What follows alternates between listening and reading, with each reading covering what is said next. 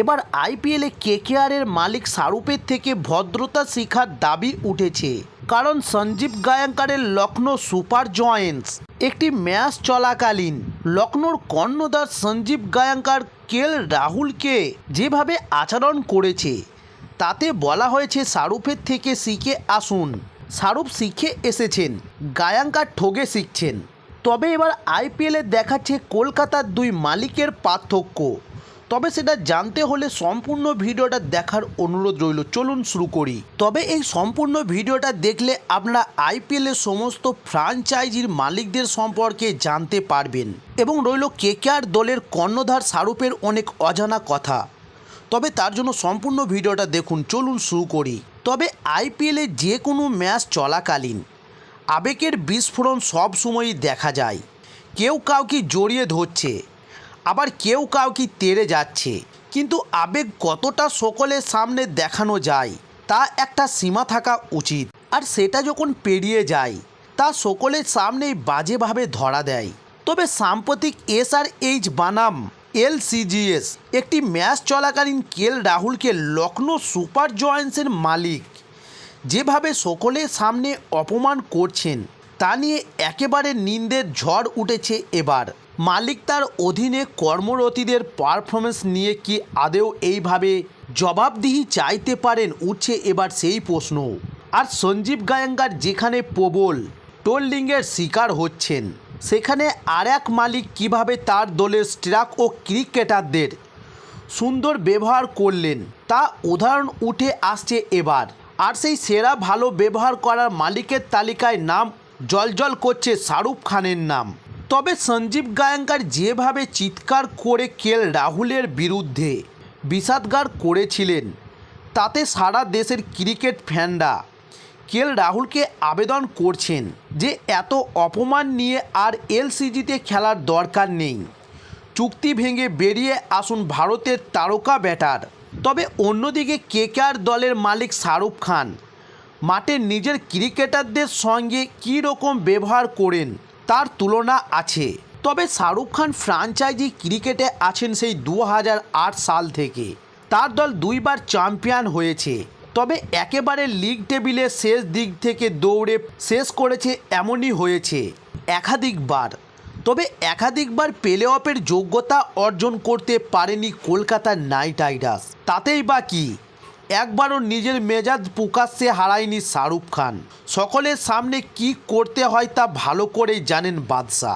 তবে তিনি কেকেআর ছাড়াও ত্রিবেগন নাইট রাইডার্সের দলের মালিক। CPLেও দল রয়েছে তার এবং মেজর লিগ ক্রিকেটেও একাধিক লিগে একাধিক দলের মালিক হওয়ায় চাপও প্রচুর। কিন্তু তাও তিনি প্রতিটা ফ্র্যাঞ্চাইজির দলের ক্রিকেটারদের সঙ্গে অত্যন্ত পেশাদার সুন্দর সম্পর্ক রেখেই যাচ্ছেন শাহরুখ খান। তবে সৌরভ যখন কেকেআরের অধিনায়ক ও ক্রিকেটার হিসাবে ছিলেন তখন নাইট রাইডার্স সেইভাবে পারফরমেন্স দিতে পারত না। তখন তার সঙ্গে শাহরুখের সম্পর্ক তলানিতে পৌঁছেছিল। তখন রাজনীতির শিকার হয়েছিলেন দাদা। কিন্তু সেসব ঝামেলা কোনো ভিজুয়াল ডিসপ্লেতে কেউই দেখেনি। তবে এদিকে এবার পাঞ্জাব কিংস যখন কেকেআরের করা 261 রান তাড়া করে দিয়েছিল তখন কিন্তু শাহরুখ খান কোনো অপ্রিয় কথা বলেনি এবং বোলারদের পাশে দাঁড়িয়েছিলেন। বরং ম্যাচ হয়ে যাওয়ার পরের দিন তিনি বোলারদের সঙ্গে আলাদা করে কথা বলেছিলেন। তাই বরুণ চক্রবর্তী জানিয়েছেন শাহরুখ খান সবসময়ই প্লেয়ারদের মোটিভেট করেন। তবে অভিনয়ের জীবনে প্রথম দিকে বাজিগর সিনেমায় শাহরুখ খানের মুখে এই সংলাপ শোনা গিয়েছিল। এই সংলাপের শক্তি কতটা তা হয়তো তখনই বুঝতে পেরেছিলেন বলিউড বাদশা। জীবনের গুরুত্বপূর্ণ শিক্ষাও নিয়েছিলেন যা তার পরবর্তী জীবনে বিভিন্ন পদক্ষেপে প্রমাণিত। কলকাতার নাইট রাইডার্সের কর্ণধার হারতে হারতে শিখেছেন। অন্যদিকে লখনৌ সুপার জয়েন্টসের কর্ণধার জিততে জিততে হারতে শিখেছেন। শিল্পী আর শিল্পপতির পার্থক্য এটাই বোধহয় আসল। তবে দিল্লির মধ্যবিত্ত পরিবারে জন্মগ্রহণ করেছিলেন শাহরুখ। সাধারণ জীবন, আরও সাধারণ জীবনযাপন, জীবনের প্রতিটি প্রতিকূলতা, অবহেলা, বঞ্চনা তাকে শিক্ষা দিয়েছে। ব্যর্থতা দেখেছেন জীবনের অনেক আগে থেকেই, তাই জীবন তাকে শান্ত থাকতে শিখিয়েছে। ব্যর্থতায় ধৈর্য ধারণ করতে শিখিয়েছে। ঠান্ডা মাথা রেখে ভাবতেও শিখিয়েছে।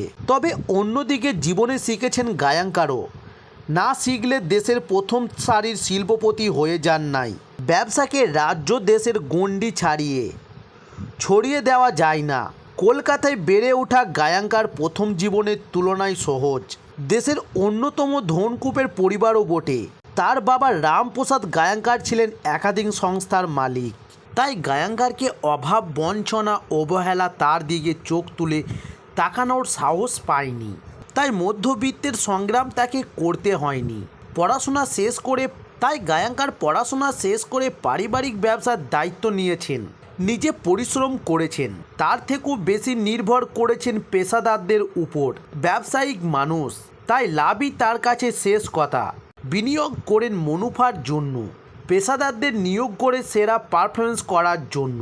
ব্যবসা শাহরুখ খানও করেন, না হলে কেকেআরে আইপিএলে অর্থ বিনিয়োগ করেন। তবে ক্রিকেট নয়, আইপিএল বিশ্বের অন্যতম দামি ক্রীড়া প্রতিযোগিতা।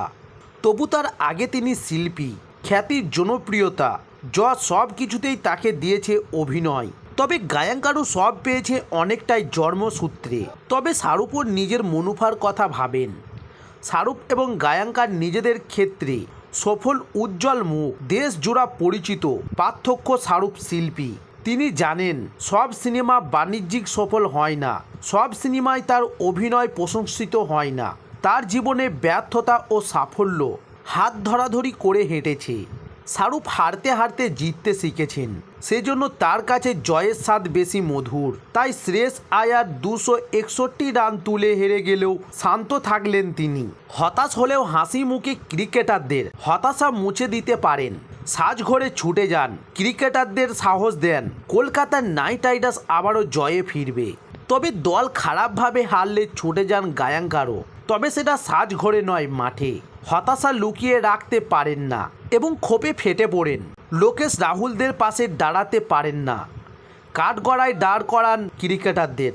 তবে আইপিএলে শাহরুখও চায় সাফল্য, তাই তিনি দলে সাফল্য চাই বলে গৌতম গম্ভীরকে ফিরিয়ে এনেছেন। টাকার অঙ্ক নিয়ে ভাবেননি এবং সম্মান দিয়ে রেখে দিয়েছেন চন্দ্রকান্ত পণ্ডিতকেও। আর গায়াঙ্কার সাফল্যের খোঁজে লখনৌর মেন্টার কোচ বদলে দিয়েছেন। তো দর্শক বন্ধুরা, এই ছিল আজকে নিউজ। আরও খেলার নিত্য নতুন ভিডিও পাওয়ার জন্য অবশ্যই আমার চ্যানেলটি সাবস্ক্রাইব করে সঙ্গে থাকুন। নমস্কার।